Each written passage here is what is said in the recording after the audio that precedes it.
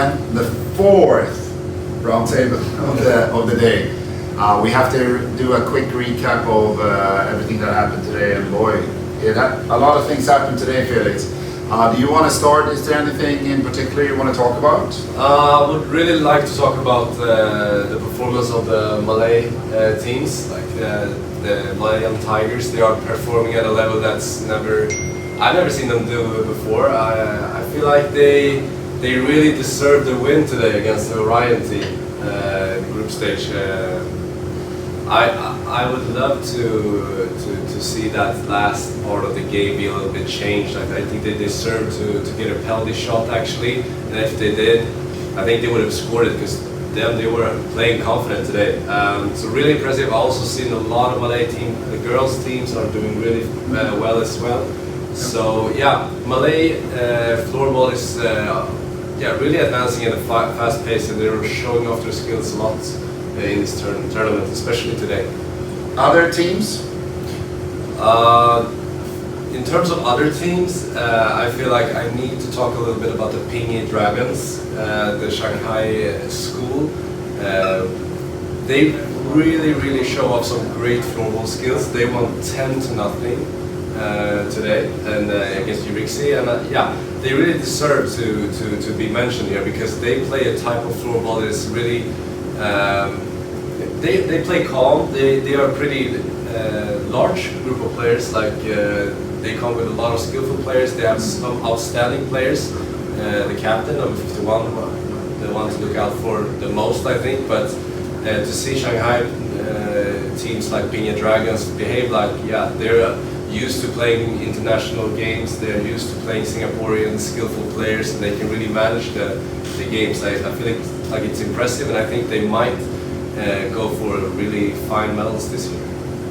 Fantastic. It's nice to hear, especially after we talked to Johnson about the development there. I think it's really worth mentioning the path to the semifinals for the Orion team and for the Czech team. They played some qualifiers at lunchtime today, and Orion had a pretty tough game against the exports who were really battling it hard out there, and I feel like the Orion was really into the game at the start of the game, but the Australian fought back.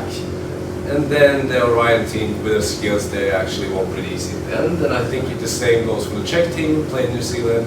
It was a quite easy game in the end. I feel like both teams actually took advantage of being a little bit warmed up in the semi-final. First off, we had the Orion team played against the Swedish team, and they actually started out perfectly.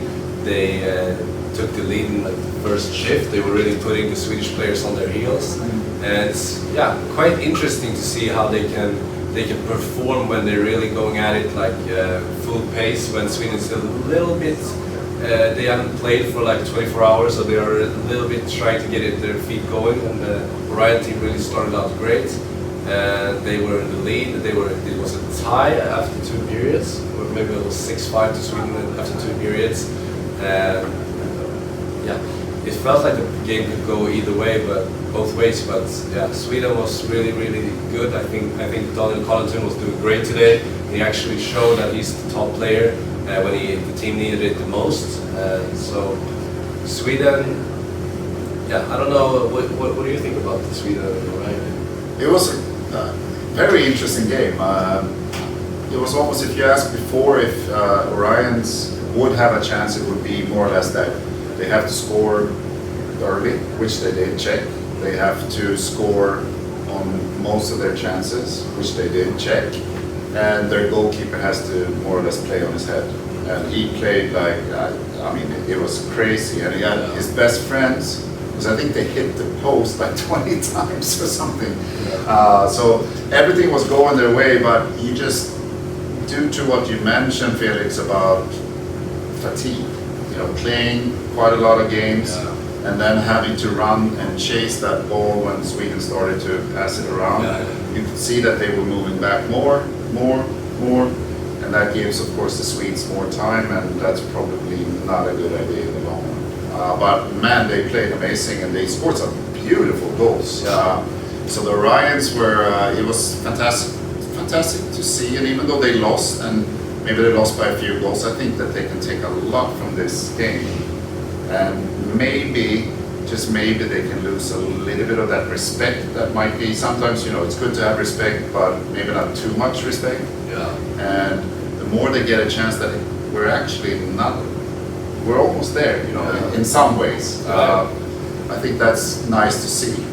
It's such a great feeling to be able to talk about the small details of the Orion team that actually made them lose this game, instead of saying it's like, oh, it's a huge gap. I really feel like there's not a lot they need to improve on. I feel like Sweden really did a great job with actually taking advantage of Orion being too defensive.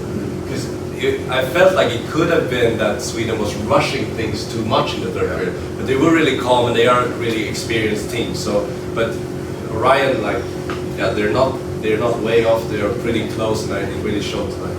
Yeah, I think it was a great game, and the crowd was really into it, of course. And then lastly, we have the Swiss against the Czech, and I think the Czech scored in the first shift in that game too. So similar in that sense. Yeah, and then they turned around. I feel like Swiss team really was the better team in the second half of the match. It was an even game in the first half. Czech, they play really hard on the counter attacks and they are a bit too defensive. But I feel like if the efficiency is not on the highest level for Czech team, a game like today, the Swiss will win most of the time because they control more of the ball, they also play like really tactically well. Like they're a great group of guys with ball management, time management, all of that, and a great goalie. So yeah, even classic European type of game. But Swiss to start this one, it's going to be a huge challenge going for Sweden going into this game against Switzerland tomorrow. Yeah, and that game, that's going to be really exciting. Prediction. Should we do one last prediction? Yeah, I feel like the Swedes are going to win because they have a little bit more of a attack force to put on. I feel like they have a few players that I'm going to bet that Sweden wins 5-2. It's going to be a really tough game.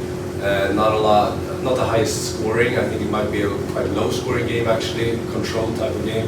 So I feel like Sweden is going to win with a few goals. How about you? I'm going to go like I always do. You're forcing me to go that way. Oh yeah. So I'll go Switzerland, and I'll build that on that. I think that the Swiss have more players. They will also, they are structured.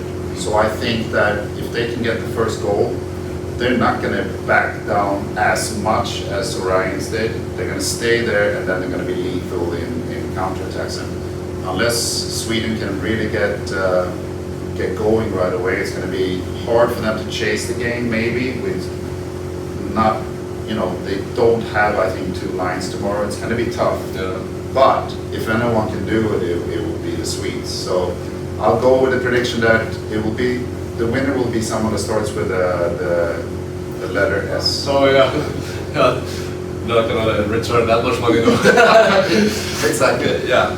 But yeah, it's going to be a great game. I hope everyone comes and watches that, as well as all the other games and all the other finals tomorrow. Yeah. And with that, the 4th and hopefully final for today, right? Yeah, it probably is.